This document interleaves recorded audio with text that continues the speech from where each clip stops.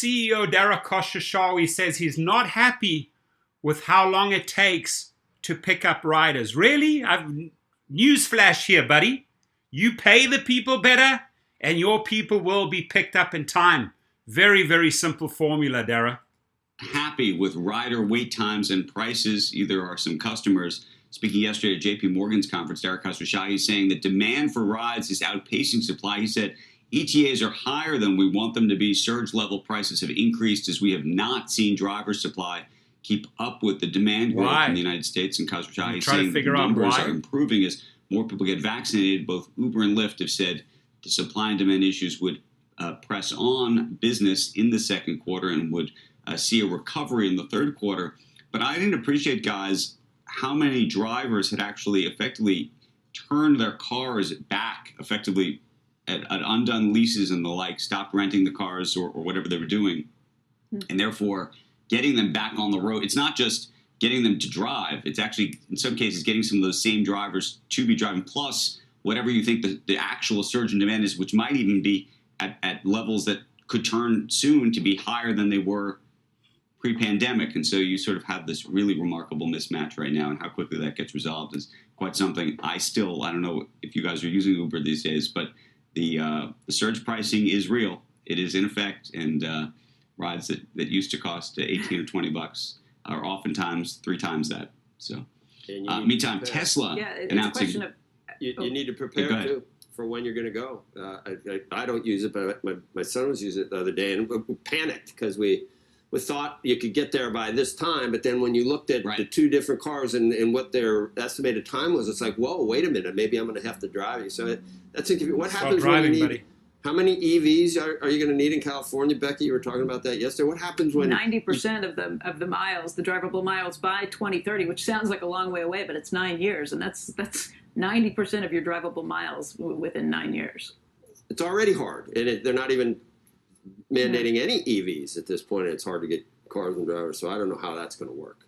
Especially, and in California, the question for Uber is not only how long it takes to get the drivers back, but also how much it costs them, because they have been putting out some money to try and incentivize the drivers to come back. How long will they have to continue to pay that? Especially when you just hear about the overall jobs market and how difficult it is to find workers in some of those places. You've got unemployment levels, but you also wonder how much of a workers market this is right now, especially when it comes to some of those jobs that have come back in full force. So, again, karma, right? What you do upon the drivers ultimately slaps you back in the face, Dara. It's a simple formula. And this guy, like I've tried to tell the investors 1,000 times, does not know how to manage a rideshare company. He's screwing up with the drivers, and now he is screwed up with the riders, right? He's tripling their rates. So he's losing riders en masse. He's losing drivers who just absolutely will not be baited and switched again because they've learned from the past, right? History has told them that they constantly get screwed over by Uber. And he's truly effed up both sides, right? So are you surprised, Dara, that you guys have to wait a long time? Step down. Let somebody step in that actually wants to make this company work, that actually wants to reach out and work with drivers and riders. That's who we need, right? It's very, very simple.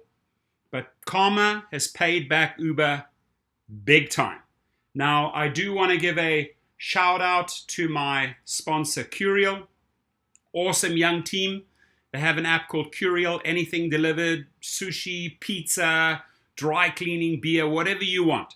Anything, absolutely anything delivered. Download the app and they pay very, very well. Then I step over to Rideshare monitoring platform. This is basically a dash cam that uploads everything that happens into your car nonstop into a cloud. So should you get deactivated, should you have to dispute something with the police, if something happens in your car, there it is. Just download the footage from the cloud. So your feedback, please, on this video, much appreciated. And as usual, and again, be safe, drive safe.